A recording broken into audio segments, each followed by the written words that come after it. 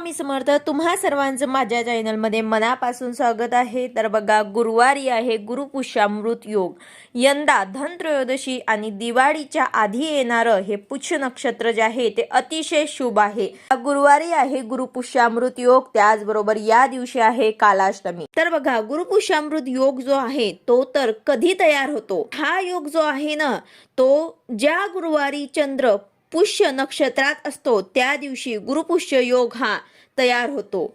हा योग जुळून येतो आणि हा दिवस जो आहे ना तो अतिशय महत्त्वाचा आणि शुभ मानला जातो.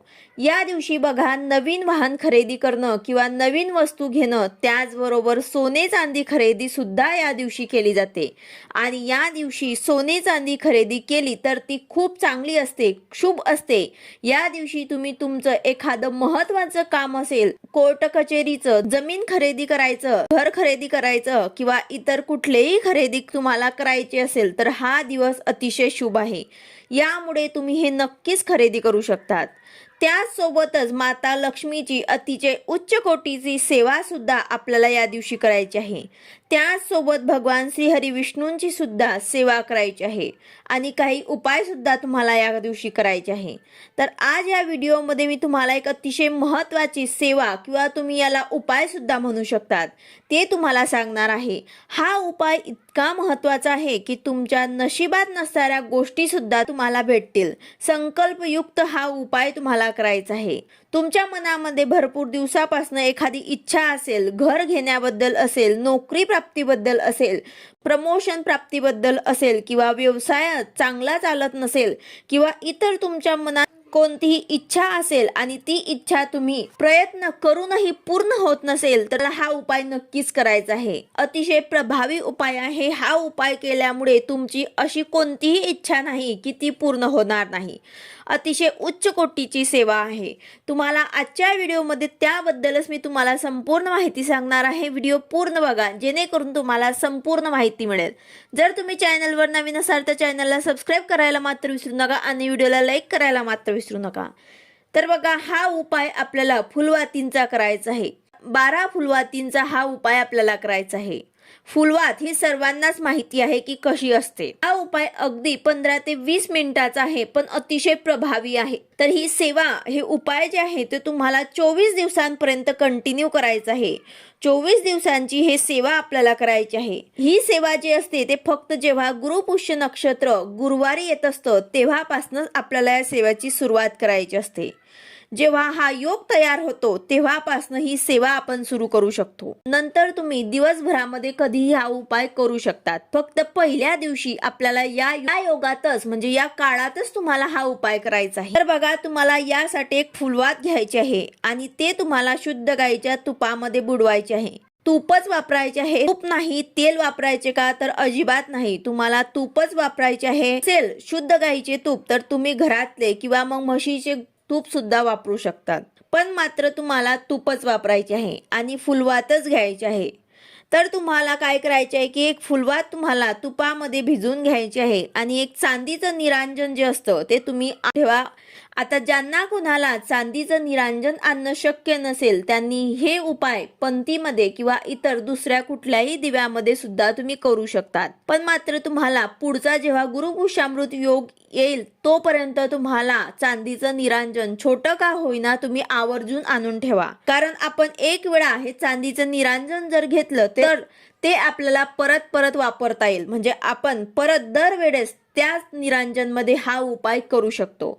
तर यासाठी आवर्जून तुम्ही चांदीचं निरांजन छोटं का होईना पण आवर्जून आणा. तर बघा, आता हे निरांजन घेतल्यानंतर चांदीचं घ्या किंवा मग पंती किंवा मग दुसरा कुठलाही तुम्ही दिवा सध्या आता घेऊ शकता ज्यांच्याकडे नसेल त्यांनी. पण चांदीच्या निरांजनामध्ये 6 फुलवाती लावण्याला खूप महत्त्व आहे.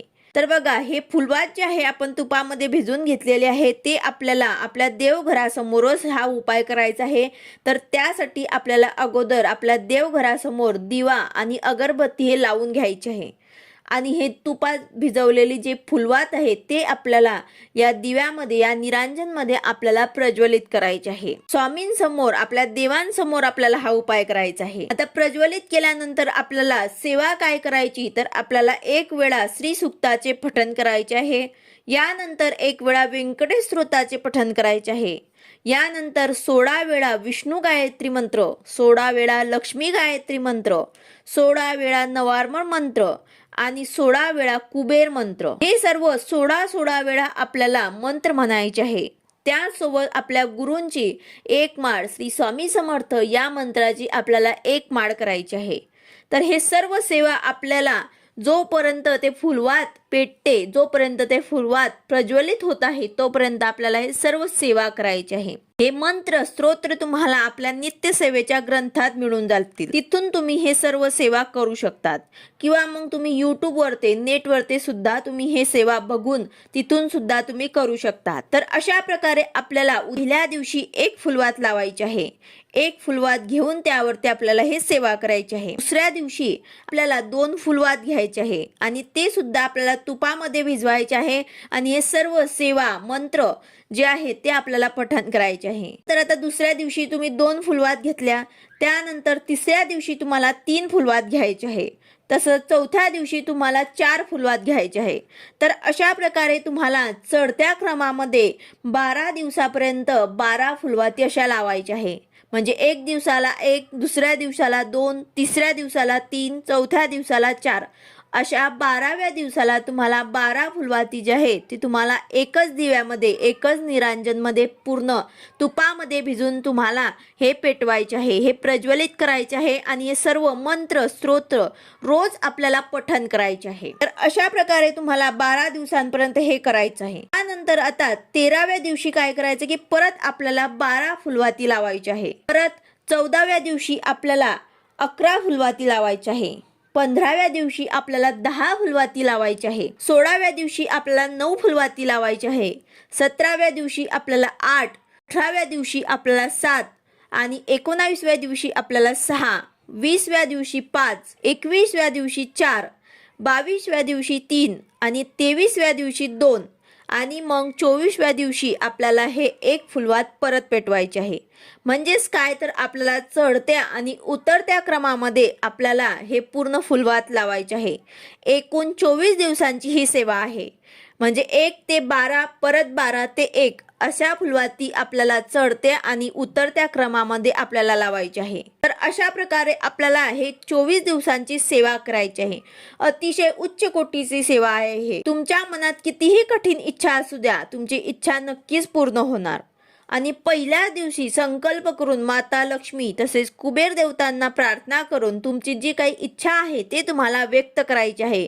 यानंतर तुम्हाला ही सेवा सुरू करायची आहे. तुमचे कुठलेही अडलेले पैसे असत किंवा मग तुमच्या घरामध्ये पतींची मुलांची प्रगती होत नसेल, प्रमोशन होत नसेल, घरामध्ये काही ना काही अडचण आहेत, आर्थिक अडचण आहेत, तर या सगळ्या अडचणींसाठी तुम्ही ही सेवा करू शकता. त्यात तुम्ही आता हे सेवा चालू केली आणि मग सेवा चालू केल्यानंतर 4 दिवस झाले आणि 4 दिवसानंतर जर मासिक धर्म आला तर अशा वेळी तुम्हाला पुढचे 4 ते 5 दिवस जे आहे ते तुम्हाला बंद करायचे आहे हे सेवा आणि पुन्हा तुम्हाला सेवा कंटिन्यू करायची आहे. म्हणजेच पहिले 4 दिवस तुम्ही सेवा केली आहे तर मग पुढे 4 दिवसानंतर परत पहिल्यापासून सेवा करायची का? तर नाही. 4 दिवस आपण जी सेवा केलेली आहे ते सुद्धा आपल्याला धरायची आहे. म्हणजे 4 दिवसांच्या पुढे तुम्हाला म्हणजेच 5व्या दिवसापासून ही सेवा तुम्हाला कंटिन्यू करायची आहे. सेवा करता आहे आणि त्यामध्ये तुम्हाला सुतक पडलं तर यावेळेस काय करायचं तर ही सेवा तुम्हाला पूर्णपणे बंद करावी लागेल. तेव्हा तुम्ही पुढे कंटिन्यू करू शकणार नाही. ज्या वेळेस सुतक पडतं तेव्हा हे सेवा पूर्णपणे आपल्याला बंद करावी लागते. तर मासिक धर्म जेव्हा आलं असेल तेव्हा आपल्याला ते 4-5 दिवस सोडून पुढे ही सेवा कंटिन्यू करता येते. पण सुतकमध्ये ही सेवा आपल्याला पूर्णपणे बंद करावी लागते. ही सेवा तुम्ही कधी करू शकता तर जेव्हा पुढे गुरुपुष्यामृत योग जेव्हा तयार होईल तेव्हा तुम्ही ही सेवा पुन्हा सांगितल्याप्रमाणे करू शकतात. परंतु सुतक आल्यानंतर ही सेवा आपल्याला करता येणार नाही. फक्त मासिक धर्म असेल त्यावेळीच आपण ही सेवा 4 दिवसांसाठी बंद करून पुढे कंटिन्यू ही सेवा करू शकतो. अतिशय प्रभावी आहे. तुम्ही करून बघा. तुम्हाला नक्कीच या सेवेचा अनुभव आल्याशिवाय राहणार नाही. व्हिडिओ आवडला असेल तर लाईक करा, शेअर करा, सबस्क्राईब करा. भेटूया अशाच नवीन व्हिडिओ सोबत. श्री स्वामी समर्थ.